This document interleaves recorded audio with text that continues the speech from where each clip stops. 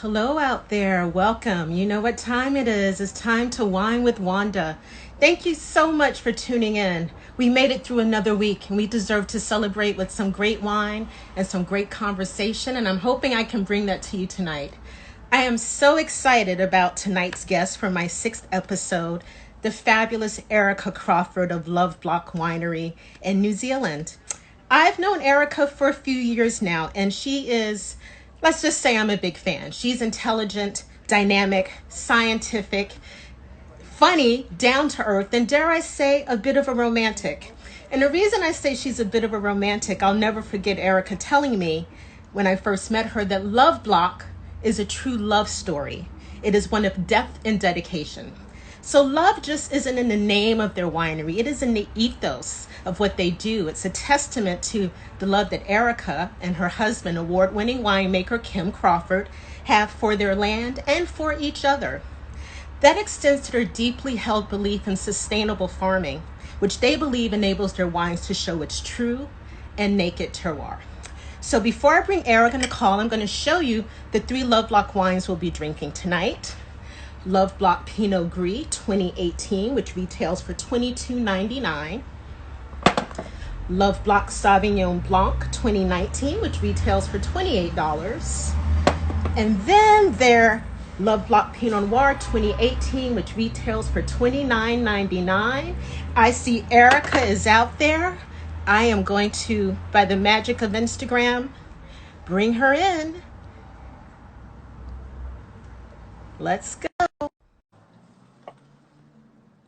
Waiting for Erika to join, waiting for the Instagram magic to happen. This is always this.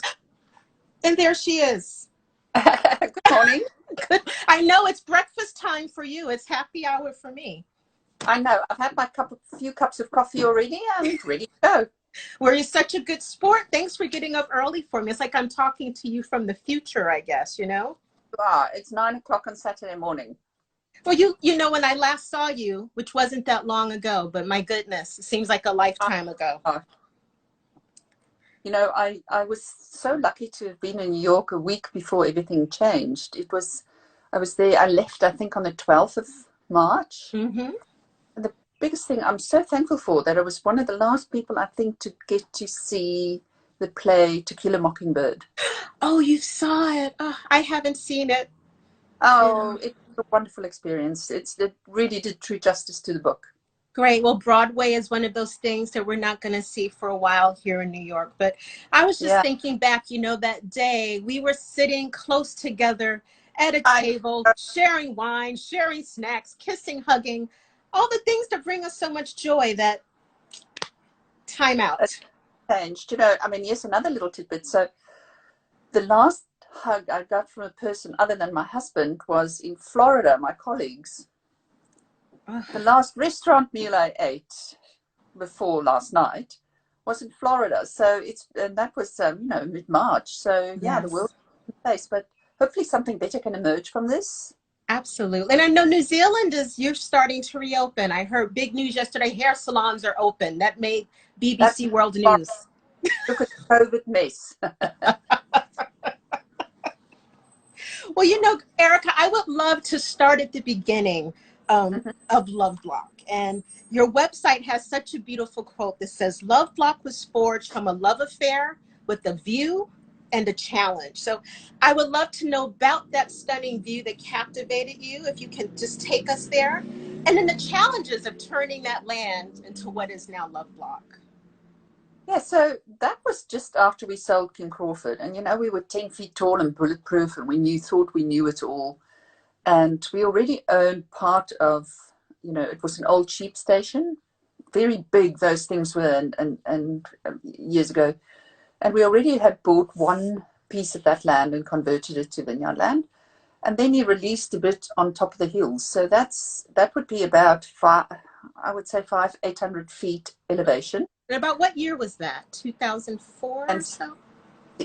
2006. 2006. So in this valley, what we call the main valley is where all the rock stars are, you know, Cloudy Bay and the big names are in the main valley. We didn't have money as youngsters to buy vineyard land there. So we went to the Awatere Valley. So the next one, south. Yes. So we actually some of the older growers there in the Awatiri. And then we just went to the top of the hill, and it overlooks this beautiful valley, which is a little slower than the main valley. And it hasn't got, it's just got agricultural bustle. And it's beautifully striated and textured. And it really just stole my heart. And then, it's incredibly challenging growing conditions, but it grows grapes that have got qualities that we don't see anywhere else in Marlborough yet. Wonderful. And I know you're very passionate about low intervention farming. You're infinitely quotable, Erika. I mean, it was very difficult to select which quotes because you're just so eloquent. But you said going organic is a choice, and for us feels like the right thing to do. Our intention is to nurture the ecosystem of the soil and the vines and give back to its roots as naturally as possible. Ultimately, I believe the resulting wine is better and truer to its terroir. So what are some of the things you do, or rather don't do, to keep your wines true? Well, my journey to organics has come a long way, probably 18 years or so.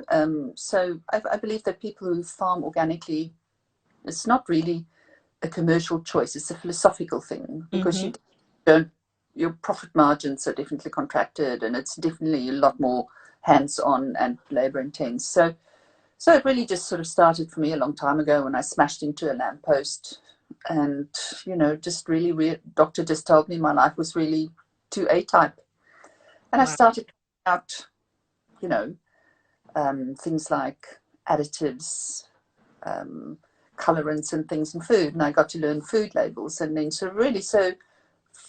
I rarely eat something from a sachet. So we just quite simply and make it, and then looked at skincare. So we went quite natural with skincare, and then how you clean the house, because that's a chemical bath, isn't it? Of course. And so when this came along, it was just really a logical step for us. And what's interesting, I should mention, you have such an impressive scientific background so for someone with your knowledge, someone who analyzes, researches, for you to adopt organic shows that it's not just some trend or some lark, that there's real work, real, effect, that it's a good thing. Yeah, so we've been practicing organics on the one property, the Loveblock farm, for 12 years now. And the first few years, it's a little bit like if you go off cigarettes, booze, and coffee at the same time, you'll be a quivering mess. So the grapes really go through a bit of a shock period. Yeah. And they start settling down, and then because the whole thing is soil is at the base of everything. It's it's because what we eat basically starts in the soil. So the first thing we had to really address was the soil, and the soil was really depleted. So how do you get more organic matter in? And once that happens, what grows on top gives you quite a different expression, and it's more organics is probably more what you don't get, Exactly. Yeah.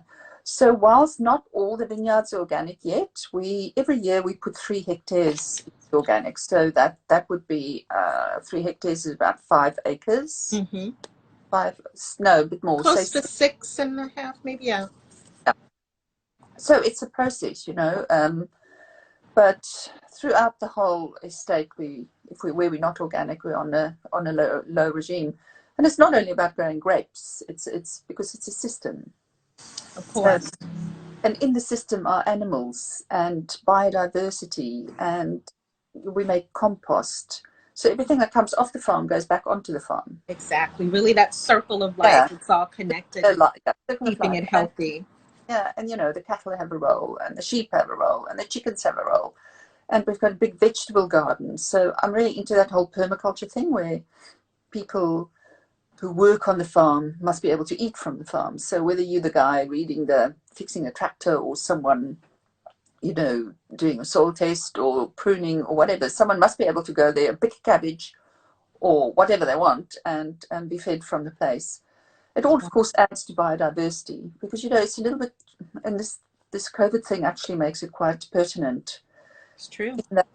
In that if you plant just one thing, like if we were in a carrot field or something, or in our case it's grapes, it makes it so much more susceptible to infections and disease, like this current thing. So the more biodiversity you put in there, the more resistant you make the land, the system.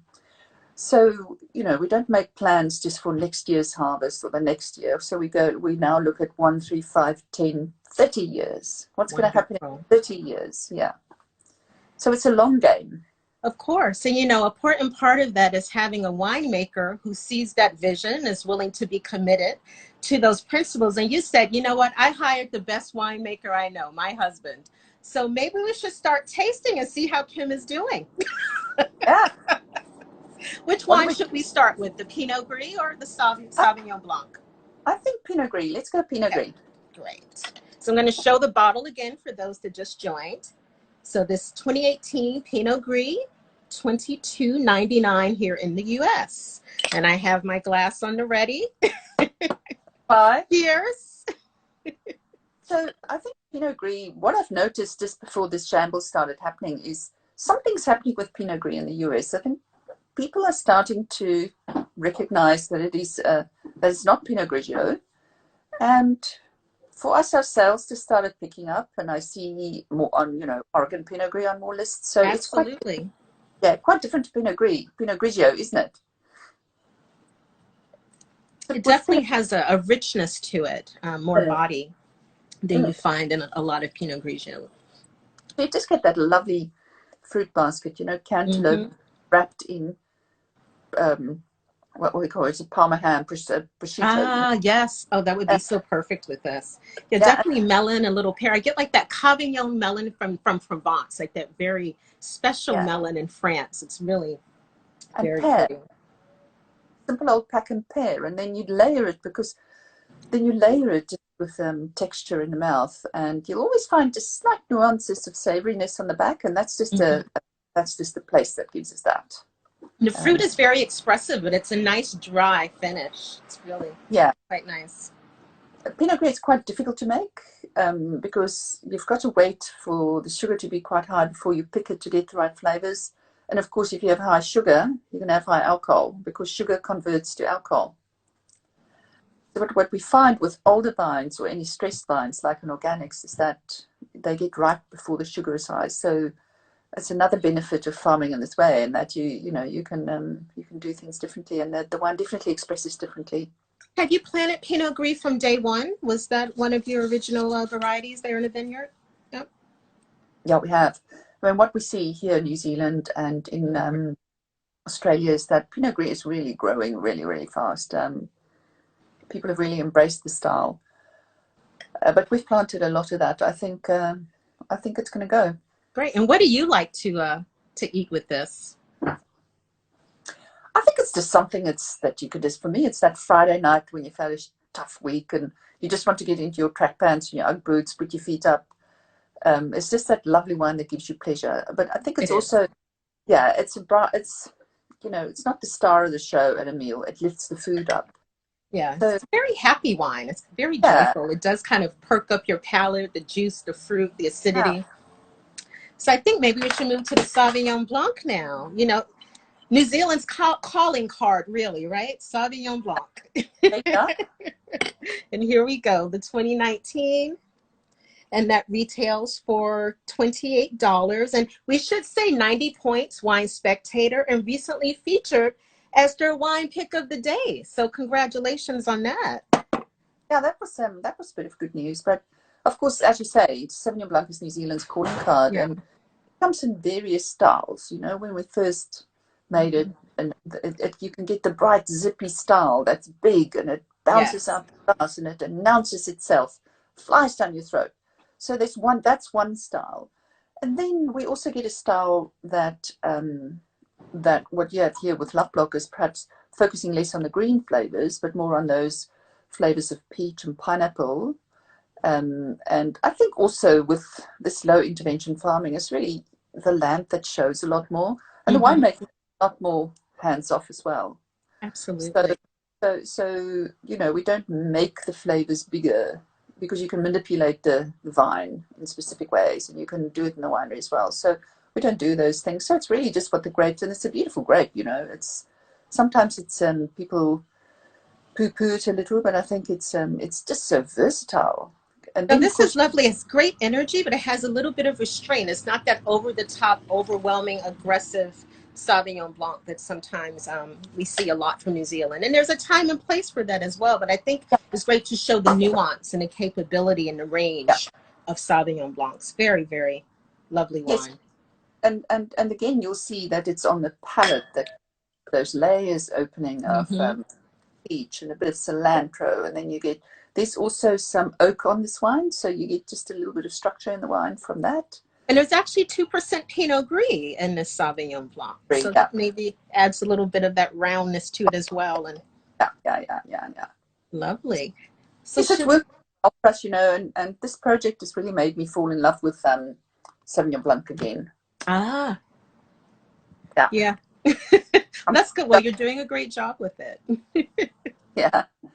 So So, yeah, fall in love again. yeah, I that's now, true. After being around it all the time and it's been yeah, such a part of your life, it's, I think for all of us, sometimes we do need to find that love again for something that's been with us for such a long time. yeah, when it's on your doorstep. So true.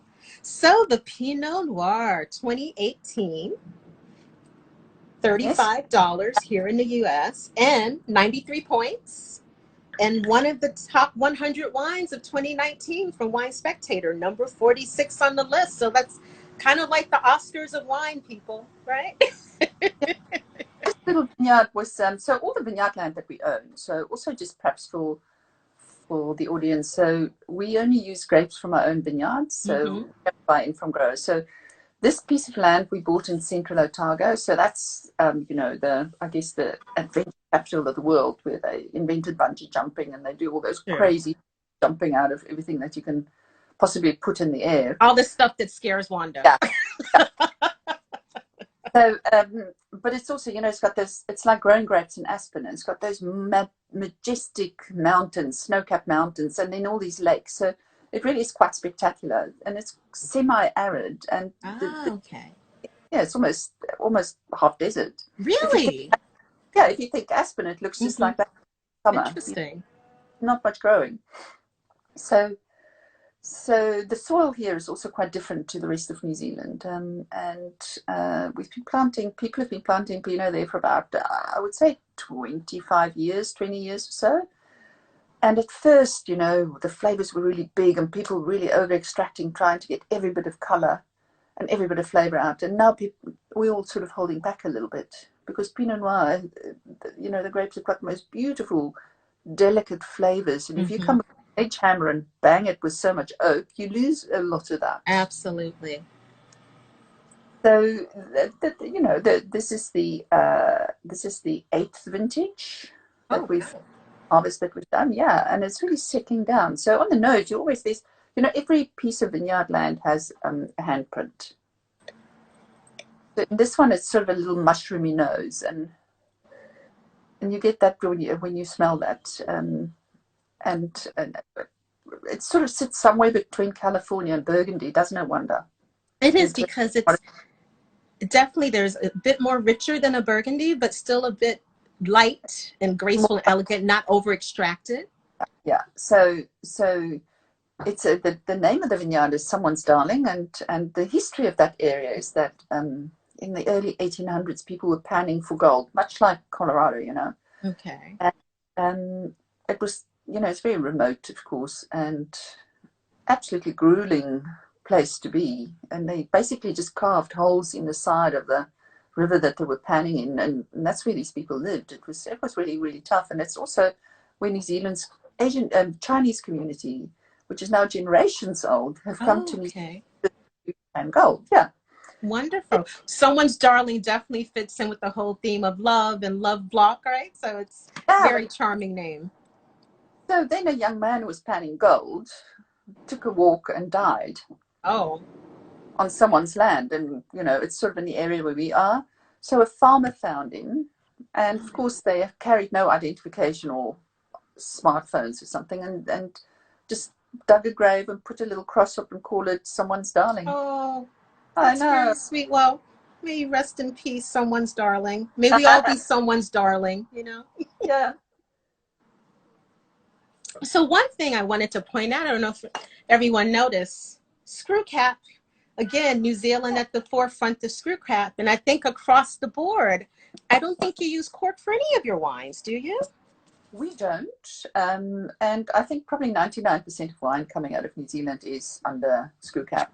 I think some of the guys are still putting it on their really heavy premium, ultra premium. But really what happens with screw caps, the wine still ages. And a guy from Darrenburg in Australia, Chester, he basically explained it to me once and said, it's basically like aging in a fridge. So it just takes a little bit longer. Exactly. And it ages fresher. So screw caps, you know, we my son works in fine retail here in New Zealand, and he brings all these wines home for us to explore, and it's been wonderful for me.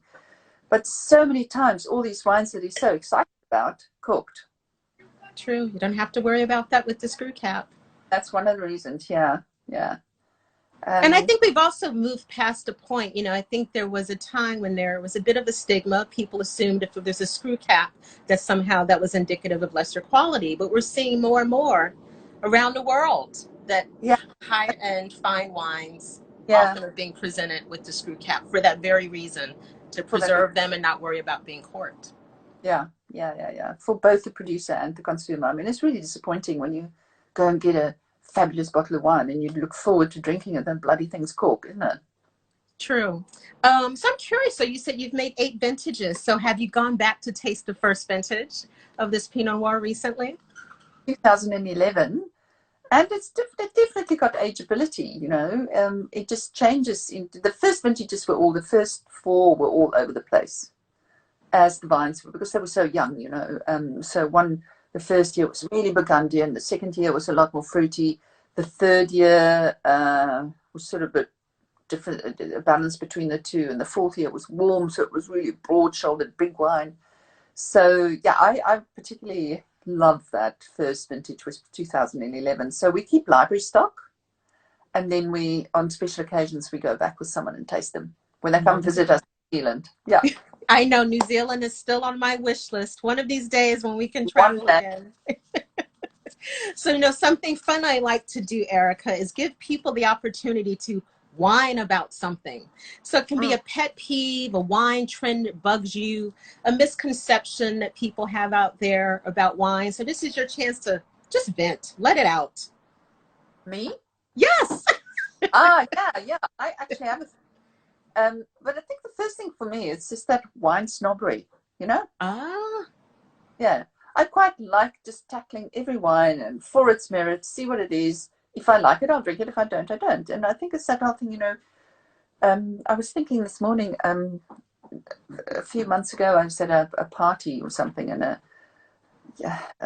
younger male was, you know, really poo-pooing something like Sauvignon Blanc or Pinot Gris because it's some unthinking wine that middle-aged women drink. And I thought, you little snot, what do you know? You know? And it's just that whole thing. How dare you judge someone for the wine that they drink? It's the same as food. We eat what we like. Exactly. Yes. I like my wines to be more constrained. I like it when it sits on lees, and I like that's a little bit of dirtiness in it. Whereas Kim really likes his wines fruity and forward, you know. And you're both right. Yeah, and because no one. It's a personal choice. Yeah, that's a personal peeve of mine. It's sort of that whole judgmental thing about whether you're right or wrong, or whether you know you a little bit less superior because you dare to drink Sauvignon Blanc. I mean, and what's wrong with the middle-aged woman's taste? You know, I take offense to that. Exactly. We have some experience. We know some things. Well, you know, so wine snobs, you're on notice. Erika is not playing that. So, you know, I think as producers, especially as producers, we really have to respect people who buy our wine, and I see that so often. Oh, we don't go there because it's not our demographic, and it's just not into that. Yeah. Well, you know, Erika, I know you travel so much. I always love following. Used to. So, you know, how are you handling this? You know, is it changing how you do your job? Well, it's been 8 weeks for me now. So, of course, we've just had our grape harvest. I didn't see the inside of it because I was in quarantine. Ah, okay. When I came from the US, I was one of the first, I think I was the second flight in after they imposed that ban. So it's all about, it was, New Zealand's done really well with this virus, and but it's been tough, like I did. Absolutely. So you've got to do things remotely. And for this harvest to happen, we had to do it completely differently. And this was almost like at the height of the virus or the beginning of the virus. So it's certainly a harvest that we won't forget. I have still not seen, the wines. Oh my goodness. So what's And the report from the vineyard? How was the harvest this year in terms of the the quantity and report on that quality? is really, really good. Oh, well, that's good. Yeah, and the other exciting thing that we're doing, I bought some amphora. So those are those clay. Yes, absolutely. Mm-hmm. So we bought 2 amphora and a big concrete egg. So we put some Sauvignon in there, and then to really see what that does to the wine too. Oh, fun. Yeah, you're always experimenting with new things and always on that kind of organic, natural side. I like that. Yeah, I do like it. It's what we do. Great. Well, I see some people have just joined, so I'm gonna do one last show of the wines so everyone knows what we had. 2018 Pinot Gris, 22.99. Sauvignon Blanc, 2019, $28. And that Pinot Noir, 2018, $35. One of the top 100 wines of 2019, according to Wine Spectator. And they know a little something about wine. By now they do. I like to brag, as we say over here, but just to know that Sauvignon Blanc has always, since we started this brand in 2013, it's always had 90 plus points. Either Wine Spectator or Wine Enthusiast. And this little Pinot Noir has been on the top 100 for 2 years now. So excellent. it's building up a little bit of a pedigree, I hope. Absolutely. Well, Erika, it's always fun to chat with you. I always remember when we first met on that rocky boat. Yes. But the wines were wonderful. And really, one of the reasons I really wanted to talk with you, I think it's so important to show the hard work and the sacrifice and the teamwork that goes into not only starting a winery, sustaining it, still innovating, making quality wine. It's not easy. It's not easy. Yeah, I suppose it's like anything. It's like making a garment, If you're in fashion, you put out a new range every season. And so it's not like Coca-Cola where you make it by one recipe and it have any, you make more. If you don't need more, you just turn the tap off. We don't have that. You get the grapes that you need, whether you need it or not, or you get the grapes that the vineyard give you, whether you need it or not, it's there. So that's one of the more difficult things to balance is that supply demand. And someone left a great comment. Yes, oysters and Loveblock Sauvignon Blanc. Oh, yes. Great combination. Yes. Better than champagne, and you know how much I love champagne. Yes. What do you like to have with the Pinot Noir? I think with Pinots, that is like Sauvignon Blanc, one of those exciting wines that you can just take over such a wide range. Like you can start with fishy fish. I don't know what the fishes are.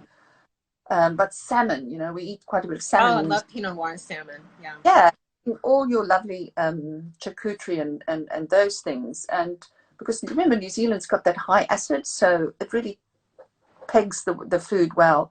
And then you can go to lamb and goat and beef, the whole spectrum. It's just so versatile. Whereas if you have a big Cabernet, you can really only take it to the big meats and things, can't you? Absolutely. I am obsessed with lemon. So lemon. You have a big steak and you've got a light Pinot Noir. Just put a bit of lemon on a steak. So the acid in this that you put on the steak then ties it to the wine and it balances the two. I'm going to try that. Ooh. Little lemon on the steak. That. I've never done that. Well, Erika, thank you so much. This has been so much fun. For everyone tuning in, you can follow Loveblock on Instagram at Loveblock Wine, and their website is loveblockwine.com. In the U.S., they're imported by Trelato Wines. And really, across the board, fresh, expressive, body, consistency, great, just very lively wines, and just a pleasure to drink. Yeah, I mean, I think for me the main thing is we love making it. You know, Yes. it's not for me. It's not a job. It's my life. And well, thank you for sharing it with us. Thanks for taking time to watch.